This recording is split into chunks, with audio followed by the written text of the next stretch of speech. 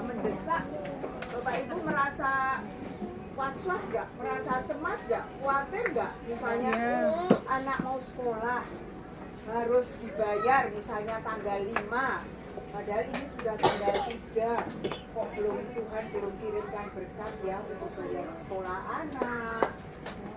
Itu kita merasa was-was nggak? Khawatir ya? Itu manusiawi, tapi kita punya Tuhan yang Maha tahu apa kebutuhan kita. Kita harus tetap percaya bahwa pada waktunya nanti pertolongan Tuhan itu pasti datang ya. Dan ingat, pertolongan Tuhan tidak pernah terlambat ya. Saya pernah juga seperti mengalami seperti itu dalam hal saya sudah berkali-kali mengalami, nggak cuma 1-2 kali ya. Yang terakhir untuk rumah, saya udah cari rumah, mau beli rumah kesana kemari, sudah cocok, harganya sudah cocok, ternyata mau satu notaris, mau apa, tanda tangan jual beli, tiba-tiba notarisnya bilang ini anaknya yang punya rumah nggak mau tanda tangan, nah batal lagi. Terus kami cuma berdoa, Tuhan pokoknya waktunya Tuhan pasti yang terbaik. Benar Bapak Ibu, ada rumah dijual kok harganya tuh malah di bawah harga dari pasaran, misalnya 50 ya, dia bisa jual sekarang hanya 25, kalau nggak pertolongan Tuhan. Padahal bapak yang punya rumah bilang beberapa waktu yang lalu rumah kami sudah ditawar lebih dari yang Bapak Ibu tawar, tapi saya kok bisa nggak ngasih, ditawar lebih murah ke Bapak Ibu kok malah saya kasih. Pertolongan Tuhan, Tuhan punya banyak cara untuk menolong kita ya.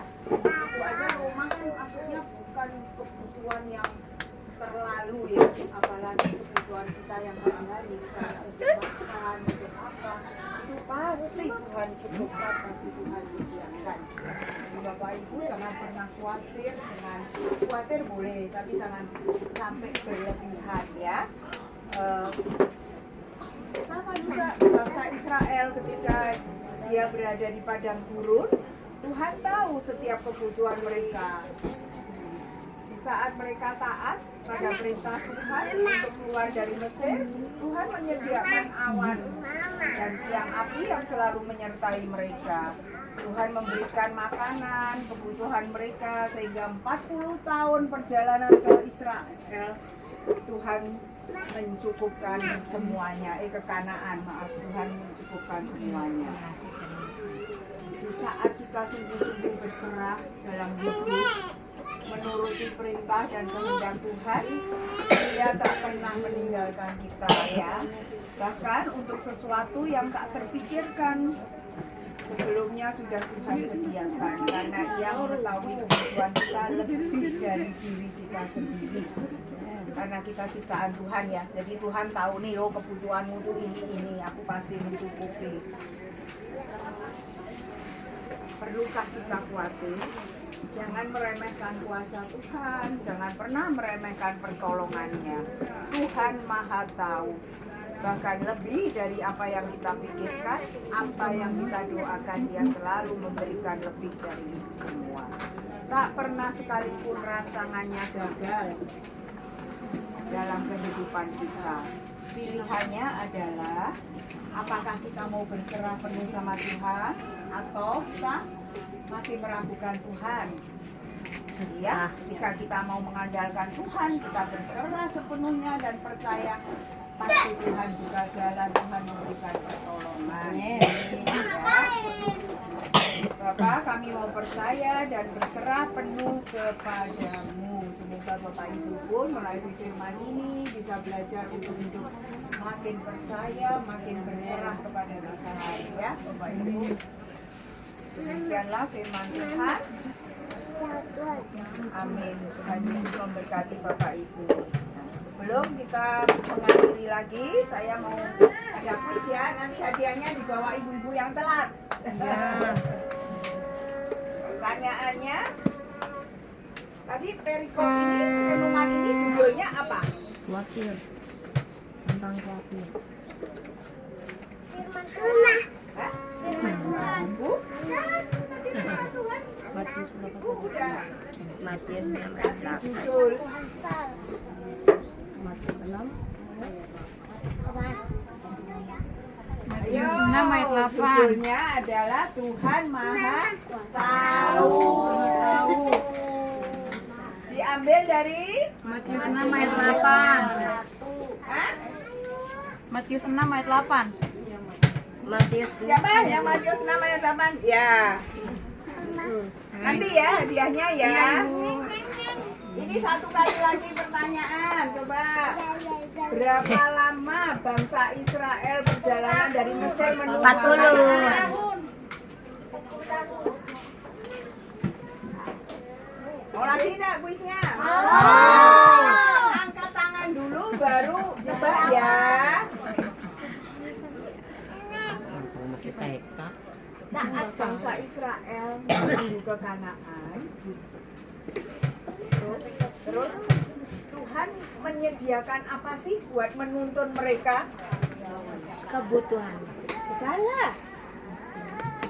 Tuhan menuntun, memberi apa untuk menuntun bangsa ini biar gak kesasar, biar gak ini. Kurang tepat. Lurus. Apa? Ayo.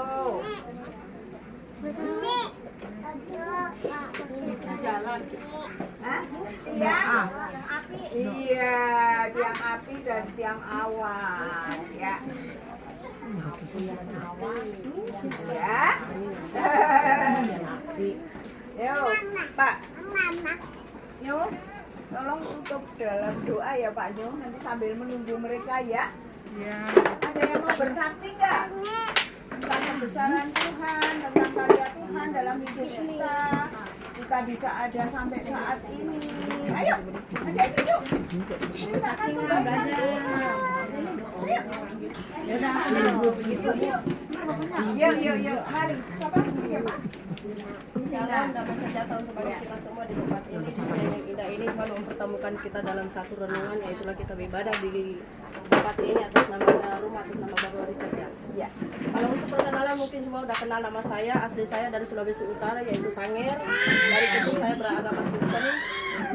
Mungkin kalau pertama kali saya mengenal Tuhan karena dulu masih kecil abal-abal lah, belum terlalu memahami perjalanan kehidupan bagaimana tentang mengenal firman Tuhan. Tapi pada tahun 2013 saya mengalami semua pemulihan Tuhan, yaitu dalam keadaan saya melahirkan anak pertama. Kalau dibilang mustahil untuk manusia mungkin sangat mustahil. Tapi saya selalu ngomong Tuhan, aku percaya apapun yang terjadi dalam saya, Engkau selalu bersamaku. Walaupun aku pernah meninggalkan Engkau, tapi Engkau tidak pernah meninggalkan hamba. Amin. Dalam situasi yang begitu sulit, karena apa saya ngomong begitu sesuatu yang sulit? Saya melahirkan itu anak pertama jauh dari keluarga, suami pun tidak ada. Karena suami saya waktu itu saya melahirkan, suami saya ada di dulu PT Indofood Bekasi. Saya tinggal dulu di Bekasi di Tambun Selatan. Memang benar-benar sendiri di Rumah Sakit Hermina Bekasi. Saya bingung. Ini pembukaan 3 kok nggak ada yang datang, namanya baru pertama kali. Tapi selalu saya ngomong, Tuhan, segala sesuatu kuandalkan hanya dalam nama-Mu. Aku percaya seberat apapun persoalan, kalau kita mengandalkan Tuhan pasti ada jalan keluarnya. Amin. Dari situ, jujur ibu-ibu, walaupun saya mengenal Kristen itu dari kecil, saya nggak terlalu banyak tahu tentang doa firman Tuhan seperti apa. Tapi saya cuma mengandalkan satu permohonan doa saya, itu doa Bapa kami. Dan saya sangat percaya doa Bapa kami adalah mewakili segala doa apapun itu. Saya berdoa, nggak lama kemudian puji Tuhan anak saya lahir. Setelah anak saya lahir 2 jam kemudian suami saya datang dari Jawa, itu dari Surabaya. Dalam pergumulan itu saya percaya seberat apapun kalau kita mengandalkan nama Tuhan, Tuhan selalu ada dan bersama. Dan kedua mungkin kehidupan saya itu nggak seperti apa yang orang bilang mewah. Karena bilang kata jauh dari kata mewah, kekurangan pun iya setiap hari. Tapi selalu saya berusaha mengandalkan firman Tuhan.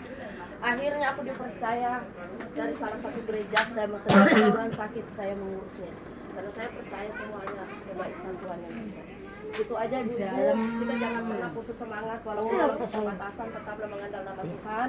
Kalau kita andalkan nama Tuhan, aku percaya semua berkat dan rezeki sudah Tuhan atur pada porsi masing-masing. Amin. Ya, sekian dan terima kasih, Tuhan Yesus memberkati semua.